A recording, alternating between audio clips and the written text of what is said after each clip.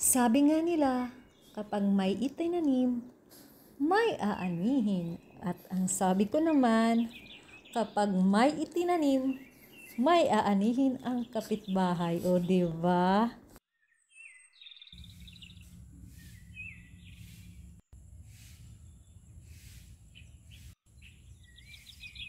Gandang buhay mga ka-garden.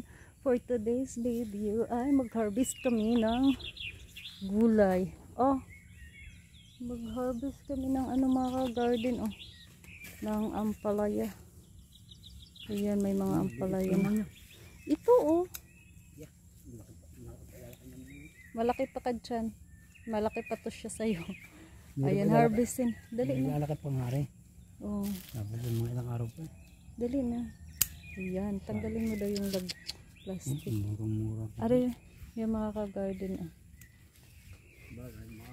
Hello. Ayan. Huwag kang mag-iingay dyan. Mag-aano tayo, mag-harvest. Ito pa, oh. Hindi naman yan sila nangingilam nito mga nilalambitin ko dyan. Kasi ano yan. Ito mga ka-garden, itong iba nito ay dala yan ni kuya doon sa farm niya. So, dinagdagan lang namin dito. Uy, ikaw na magdala dyan, mabigat. And then, pupunta pa kami dito mga ka-garden. Kuha kami ng sili. Tanglad pala, tanglad. Oh, yan, kukuha kami ng tanglad.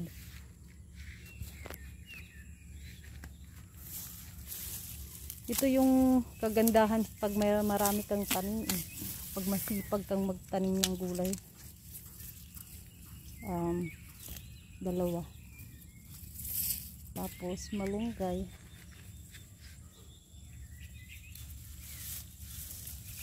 So, flex.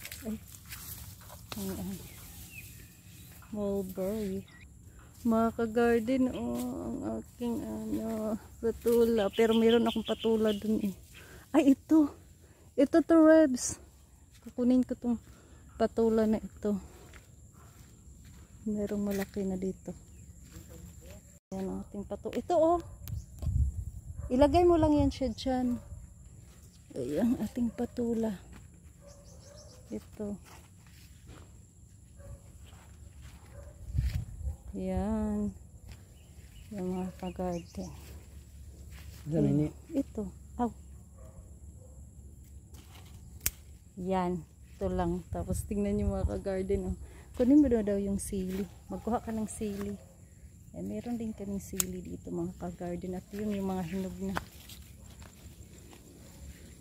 Yan, sabi nga nila, pag may itinanim, ano Trebs, dugtong? May aanihin ang kapitbahay. O de. Tara. Tapos, oh, so wala kaming ginastos dito. Mustasa. Kunin mo na ngayon lahat ng mustasa kasi meron naman akong bagong ipupunla dyan. Ang ganda niya talaga, tignan, oh. Ayan, pati yun doon. Dito lang ako. Mga ka-garden, nawala na yung zucchini dyan dahil, diba, nag-ano to si Taal. Ano-ano, tawag niyan. Kunin mo na yan kasi papalitan ko. Yung nag-alboruto, nasunog yung mga dahon. Eh, hindi mo na ako magpupunla. Kasi baka sunugin na naman niya. Ayan.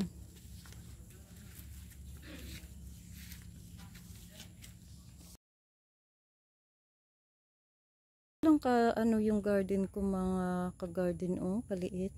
So lahat naman ito ay iba-ibang gulay ang nandito, pero kasi ito ay bago kong ayos, kaya ano pa yung mga tanim, yung hindi pa talaga yung totally na makapal, malago. So ito yung ating sitaw dito na malapit ko na tong tanggalin. And then ang ating ano ba itong tawag na ito? Sigarilyas. At mani. Din ang ating, ito yung problema sa beans. Bagyo beans o ini-insekto. Ayan. At meron yung bago kong ano dyan na ano nga tawag nito, yung sa pansit sitsaro. Mabilis lang po siyang sumubok lang ako na magtanim. Ayun, okay pala, bilis niya. Kaya yung natira tinanim ko ulit, itong sitaw. Tapos ito yung ating malaki na ang ating patatas na marble. Tapos ang ating dyan, bawang. May bawang tayo. Meron tayo dyang talbos ng kamuti, kamunting kahoy, halo-halo. Tapos ano ba ito? Alugbati, kangkong. Tapos meron yan kasi dahil mga insekto makulit kaya tinakpan ko. Ano yan siya? Pichay. Pag ganito kasi tag-ulan mga ka-garden, mahirap magpatubo ng pichay kasi mga insekto dito. At iyon naman ay ang aking mga radish. Iba-ibang yan na radish mga ka-garden. Meron yan siyang dyan mga ka-garden. Kulay ng radish dyan. Puti, green, pula. Ayan, kung napansin yung stem niya Ayan Yan, ganyan yung and then carrots. Puro kaso lang mga ka-garden, hindi siya sabay-sabay tumubo. Ayan, may iba na yung malaki na. And then, syempre, ang ating patula. Meron akong patula na kanto-kanto. Ay, yung kalabasa ko, pinapagapang ko dito. Meron din akong patula na doon makinis. May ampalaya doon. And then, ayan, yung mga pak choy. At yung mga tomato na mga maliliit pa. Ano yan? Yung itim. And then, ayan, yung mga kamatis ko. Tapos, meron din tayo dito.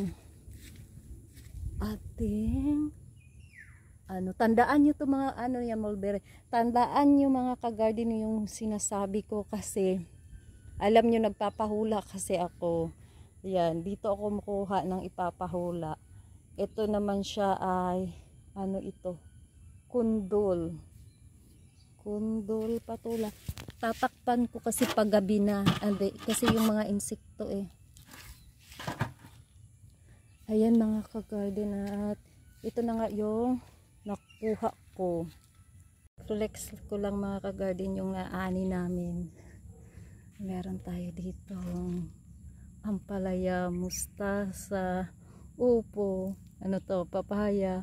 Ang ganda sigarilyas, and then ating dalawang klaseng patula. Ang haba nito malunggay. Antin natin. Yan, tanglad. Ito mga ka-garden, flex ko lang to sa inyo ang aking nabili na naman ulit na seeds na alam niyo ba lang yan 10 pesos 15. Pag bumili kayo ng seeds sa Shopee mga ka-garden or Lazada, piliin niyo yung mga ganyan, mga Chinese kasi legit po yan, tumutubo po yung seeds. Kaya yan sila, yan ito, yan sa Lazada ko yan nabili, ay Lazada and Shopee. So ito yung pak choy natin.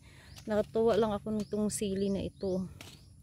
Then ang ating Baguio beans. Nagtry na ako nagtanim nito bago lang. Wala pa. Hindi pa tumubo. At ito yung okra.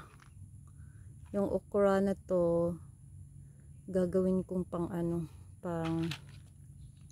pickles. Tingnan yung mga ka-garden ganyan talaga pang mag-garden ka. Dumi yung kuko. Tapos ito naman ay talong.